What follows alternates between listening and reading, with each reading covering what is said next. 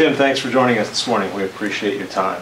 Thank you. Look forward to it. Let's start with Medicaid. That may arguably be the biggest issue in the state. What approach do you support for Medicaid, and how will your approach address the problem of rising costs, which was the original reason for moving to the managed care, was that it would rein in the growth in spending on Medicaid? Correct, and what we've seen is still that growth is still growing at this time. Privatized Medicaid, as we have seen right now, really has not worked out the way they wanted to. You know, it was a good theory when it went, but as they say, a theory is only someone's opinion until proven otherwise. And this has proven that it's not there. What I'm looking forward to in the way that I see it coming around this time is 2 years ago I asked the Iowa Hospital Association, why don't you put together a plan? Because I believe that those who take care of us are the people who should be making the decisions on health care. I asked them again last year and they said it's coming. Well, they're bringing out a plan this year, so I'm looking forward to see what that is going to do.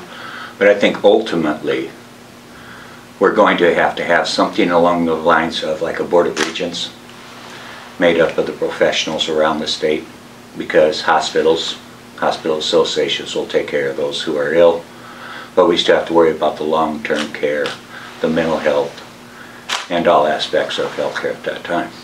When is the hospital association plan supposed to be? I didn't know they were working on a plan. When is that supposed to be ready? When I met with, I was down in Ida Grove the other day. I had a shipboard meeting down there. And so I killed two birds with one stone, because I wanted to see how the rural hospitals are doing. So I made an appointment with them also. And he informed me at that time that we will be seeing it before long. So I might have let the cat out of the bag on that one. But before the session, yes. The next session? Yes, I think we'll see it. Before the end of this calendar year.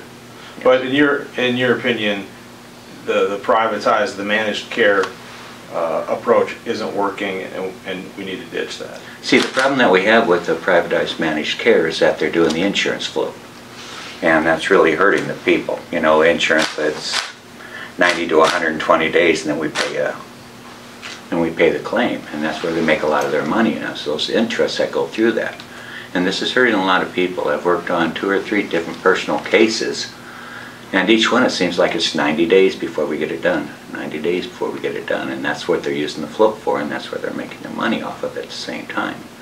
So we really have to get profit out of health care. Next question relates to K-12 education, another issue that gets a lot of discussion and attention and debate, and that is what, I'll frame it this way, what's in your opinion, the appropriate level of support for K-12 education in terms of, say, a percentage increase in state aid? This past session, was it 10%? 1% less, I believe, 3 years. Well, it could have been a 2-1-1. What, say, in the last session did you advocate for in terms of a percentage increase in state aid? I would think that we should at least keep up with inflation, the inflation factor, because right now inflation has taken over the 1% both the last 2 years. Last year I was advocating for 4, it was probably 1% above. But I think if we could stay up with inflation, we'd be better. And where would that money come from? I mean, education gets a lot of money even at 1%. If you increase that to 4%, that's a considerable additional amount of revenue. Where does it come from? Well, we have 373 tax credits worth about $12 billion a year. And I think we can pare some of those down. We could find the money to do it. It's just, we really don't have a spending problem, we have a priority problem in this state. I have another question related to the tax incentives, and I'll just move it up and ask it now since you alluded to it. Sure. How important are incentives to economic development for the state, and what's your overall assessment of how the state uses tax incentives for economic development? You alluded to how many different programs. I understand that, but I think there's 2 different points we have to look at here. You know, we have to look at the capped tax credits and the uncapped tax credits that are going out there. Right now, the untaxed went from 130 when they started, and we're over $500 million a year right now because they're uncapped. They're just gone automatic growth at that point. The capped ones, we know where they are. As far as individuals, I think anything that helps the community here locally, such as our historic tax credits, any tax credits that improve the quality of life, we must support those. But to give $40 million to out-of-state corporations that pay no income tax to the state, I think is the wrong direction. Do you have examples of individual companies from outside Iowa? We can just do the latest one of Apple down there at $200 million, which average out to what, $4.26 million a job. So would you say no incentives for out-of-state companies? No. Who want to move into Iowa, or what then would be the criteria you would apply? You would say I would dollar to dollar. You know, we should at least break even on tax credits.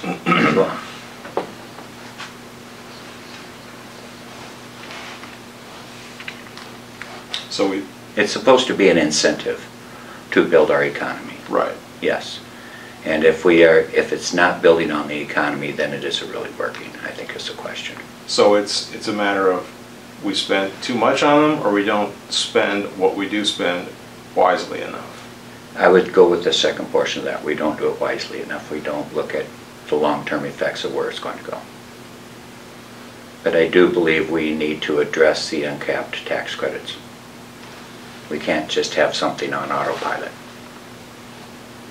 And that's one way you believe the state could free up more money for K-12 education, for example? Yes.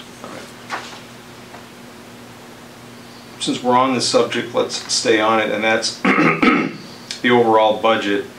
And I'm interested in knowing what, in addition to what we've already talked about, what are some other areas within the budget that perhaps you think the state spends too much on or too little on? If you have personal priorities of your own where you think K-12 education obviously is one. Other areas where you think the state isn't doing enough, doesn't provide enough income for that piece of the pie? I went down as a public safety employee, or a public safety candidate, and a public safety legislator. And I can see where we need to spend more on public safety in the state. I had a plan I put forward to. My original goal going down there is to put a paramedic in every town, so to say. That they would be within distances, that they could be there. So I threw a plan out there, I put a bill in, and it was to bring the 7 machines back that used to be the lottery machines, and only have them in establishments that are 21 or older, so bars, and I had 75% of all proceeds coming back to the state. Well, I caught a little bit of flack on that, and when I think Wes from Gambling Association came up and said, "What are you doing?" I said, "I'm trying to put a paramedic in every city." I said, "You can pay for it, but this is the only way I could find the funding for it." But I think with that new gambling bill goes through, the off-track, I will have a bill in there that splits that across any new dollars that come in on gambling through a new program like that. I have an amendment in there that says that goes right back to the counties for public safety, which public safety is a broad range. It's a street light. It is having money ready in case we have those 6-inch, 8-inch rains. It's a way for the county to have a slush fund that they can work off of to make us safer. So public safety is another area where you Yes, believe the state yes. underfunds. If you have any others? Corrections, the courts, justice right now, our courts are underfunded. We're still short judges. You know, we're still, I think, 27 troopers short, if not more, which we were 50 before the appropriations last year. So, and of course, DHS, I work a lot in DHS, and they took a $4.26 million hit last year and during the de-appropriations again. And there's a lot of people hurting out there. There truly are. Obviously, the other side of that, if you increase funding for DHS and public safety and K-12, which we've already talked about, and and the court system, then somebody else is going to somebody take else away. needs to be decreased to balance. Who gets decreased? We talked about the tax credits. And that's mainly where it's going to go to. Is there enough there, you believe? $12 billion a year? I think we can find it when our budget is 7.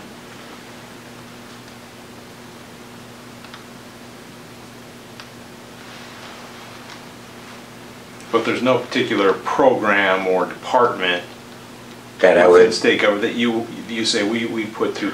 no, because that would be without looking individually at each one of those credits and seeing what is wasted and what is not, what is making the money and what is not. I wouldn't point to one area. Sure.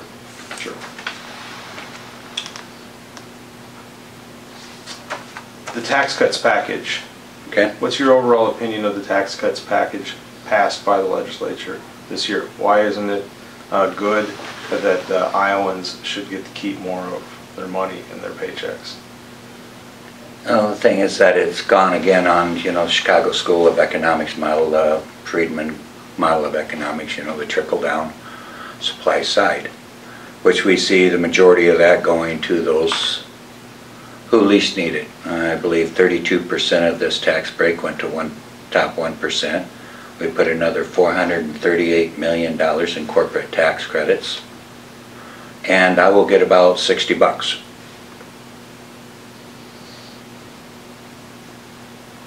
So I'm all for, if an idea works, I'm going to be behind it all the way through. I will be. And as in our last time, when I was at the chamber last time, they said, so what happens? I said, now we wait to see. But from what I've seen since we started the supply side, we keep seeing a further and further wage gap.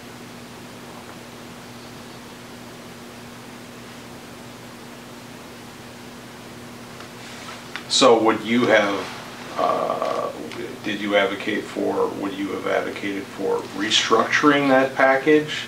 I would have. In some fashion, or it's just not the right time for tax reduction in the state of Iowa? No, I think if we wouldn't have done anything, we had a group of people out there, and I would have been included in that same group, of whose taxes would actually have gone up.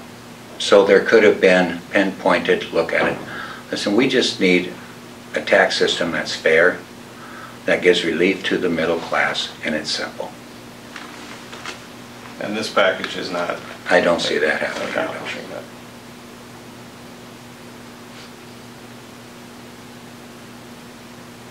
Another issue that was a major issue in the 2017 session passed by the legislature was the collective bargaining changes. So again, just an assessment, a personal assessment from you on that bill that passed and the changes that were made to collective bargaining, and what your overall viewpoint is on them. Were the changes good? Were the changes bad? Would you advocate for, and I don't know if you can, you know more about this than me, but can you reverse a decision like that?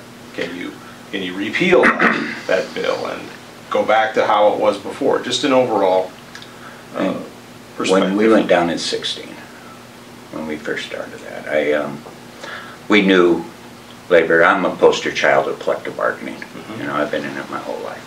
And we knew, and we had talked ahead, that there were going to have to be some concessions made, and mainly having to do with health care and the binding arbitration. We knew we were going to have to do that. What they did is they took an ALEC approach and they shotgunned the whole thing. They stripped away everything. That's basically, the bill they passed was to destroy labor. It truly was. Because if that was not the case, then you would not have to be recertifying every time you have a contract. They put in so many, I want to just call them what they are, and they're horrible, horrible ideas to basically strip collective bargaining and break unions across the state.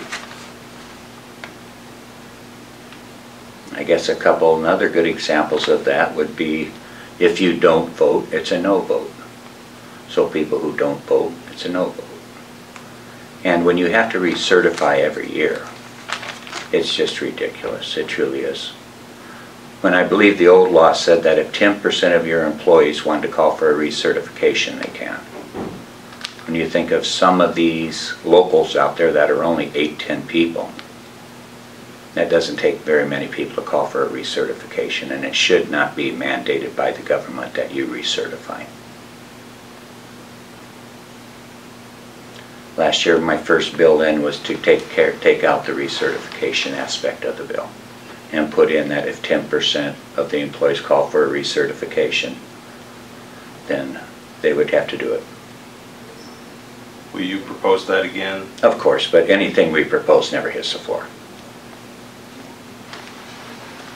Unless the overall numbers change of the makeup of the two chambers. What a lot of people don't understand is that Democrats have been regulated to spectators down there. If they do not have 51 votes, that bill will not come to the floor on the majority side. And this is just the facts that we're living with down there right now and how we are legislating. We're legislating through one party. Now that doesn't mean we can't make changes to it, but it's hard to do unless you're very bold about it. That's why I say unless the numbers change, the overall makeup of the chambers changed in terms of who's got the majority. Correct. It's unlikely that it's very unlikely that anything that we put in will go. And if it does, then they will find a way to take credit, such as I put an amendment on, there was a vandalism bill about livestock, pigs and cattle. And I put an amendment on it to include honeybees and get honeybees classified into the agricultural livestock on this bill. And it was going, but the bill was just rewritten to put them in there and add honeybees to it so that there would be no success for anyone to put on a successful amendment. That's just the way it works down there.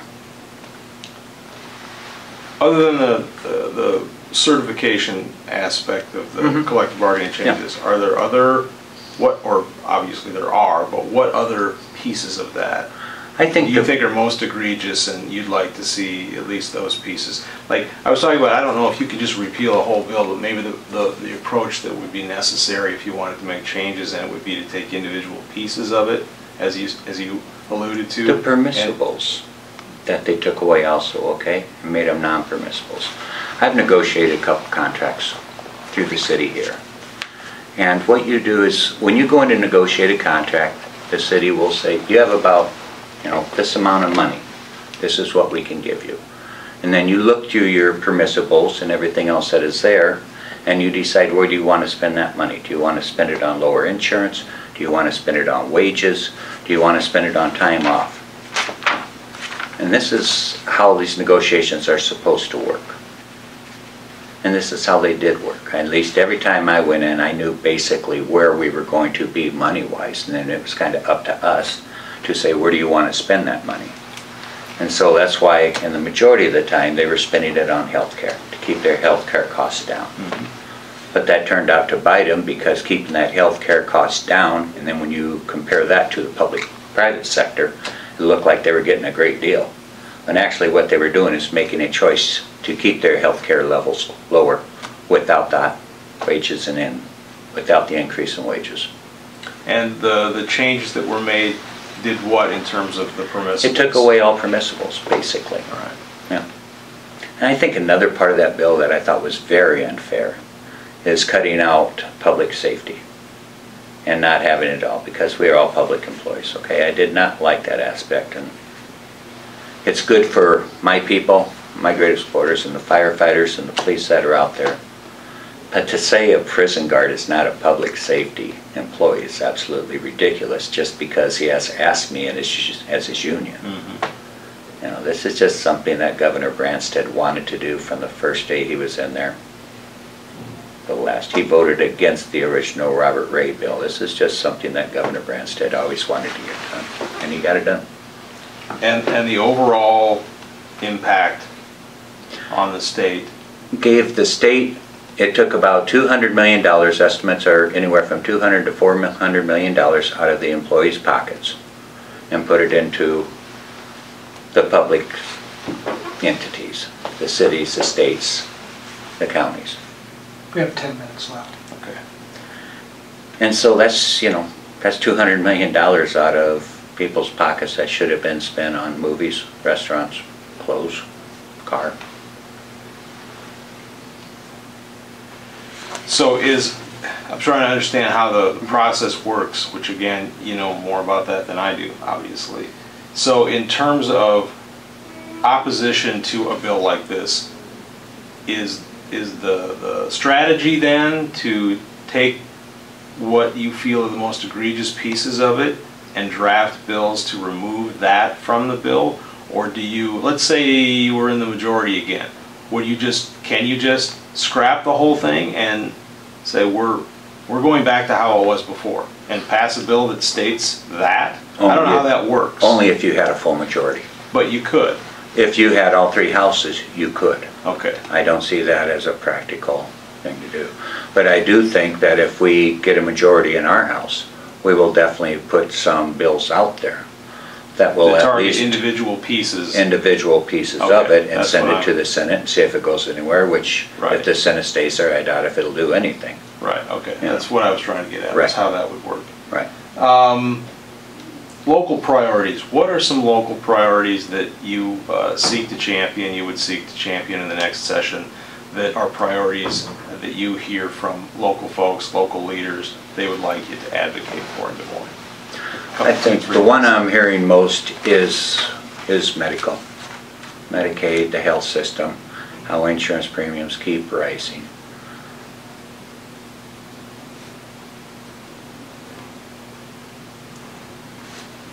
I would advocate for the historic tax credits that are out there now so that we can keep going the economic tax credits that make sense on a local basis.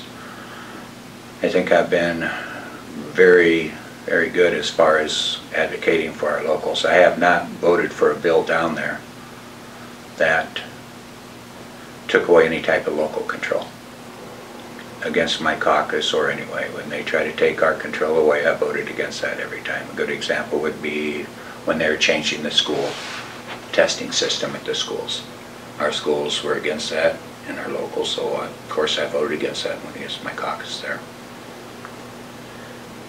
How about the local option sales tax extension? Local option sales tax, we need to extend SAVE, for sure. Does that have any legs for the next session, do you believe? This will have, yes. I would guess that that's probably going to be one of the first bills we take up and pass. I really do think that will be probably one of the first ones we pass. The reason they didn't throw it on last time is because the Senate felt that we can't really cut taxes and give a tax raise at the same time, which makes no sense. It was a political maneuver that made no sense. There was enough support. We passed it out of the House. I don't think anybody voted against it. But it was more of a positioning aspect that deals more with the political side than actual policy, which we should be dealing with. Probably the most frustrating thing down there is the politics. How are we? 6 minutes. Okay. I have time for this one then, before I go to my wrap up. What, if any, changes in state law can or should our legislature take up, in your opinion, in relationship to or in wake of the murder of Molly Tibbetts? Is there anything that the state can do, or in your opinion, is that a federal matter?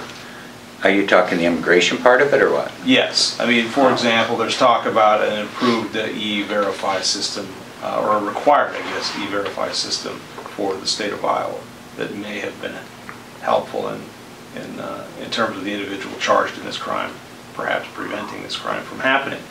That's one piece of discussion that's occurred in the wake of that tragedy. I don't know, but if you try to put, you know, just because Molly Tibbetts was killed by an illegal alien and not say, and then say we have to do something about that, then we have to look at Iowa State and say, are all homeless people the same way as that kid was? You know, I think it's, evil doesn't have a race, evil doesn't have a color. It's just men who think they can take advantage of women who weren't raised the correct way, basically. It's just, it was a horrible, horrible crime.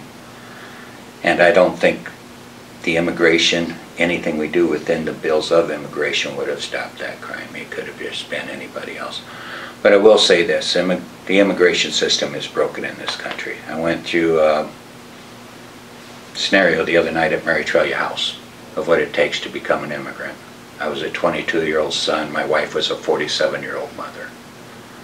And so I went through the process to bring my mother back in here. And I learned a lot. I didn't realize that if you're here illegally, you get kicked out, you're guaranteed to go back to your old country for 10 years. You're not allowed to come back for 10 years at that point. So it took me I think in our scenario, it took me 14 years to get my mom back up here. Okay.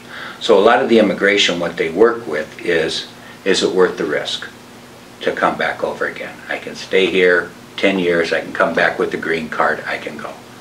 But at that time, am I going to be able to find enough? So I think what you end up with, and especially in that case down there where he was, is that he took that, because I believe he was a two-time, if I'm not mistaken. He was out once. So what these guys end up doing is that they come back and they'll do the risk towards that. Now, this particular gentleman had a place on the farm where he was working.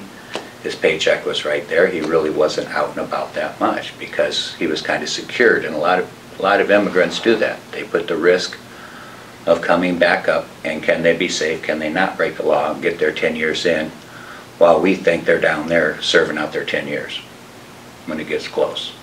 All of that, though, is something for the federal government. This is exactly for the federal government. There's nothing we can do.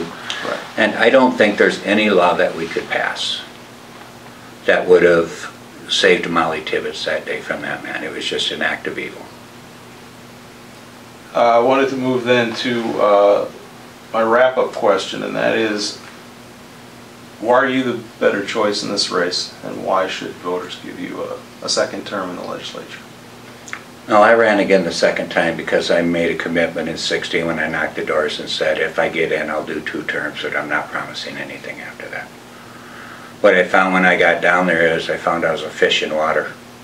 It just felt like a natural thing to be doing down there at that time. I didn't know how I'd react to it. And I think I've done a very good job down there. I don't think I should be fired, to tell you the truth. I haven't missed a vote, haven't missed a day of work. And that includes, you know, having to make arrangements with my doctors on Fridays and Saturdays when a lot of them don't go after I went through major surgery last year. So I've done a good job. I represent the people. I feel I'm a legislator. And the difference between a legislator and a politician, in my opinion, is a legislator will always put his constituents first, and a politician will always put his party first. And despite the politics you've alluded to a couple of times, you've enjoyed the experience the first 2 years of working in Des Moines? I enjoy the legislation part of it, yes. It's great to get a bill, dig into a bill, see who is going to help, see who is going to hurt, and make a good judgment on that, good common sense judgment on that for the people in my district. Is it going to help the majority of them, or will it not? Thank you for your time this morning. You're more than welcome.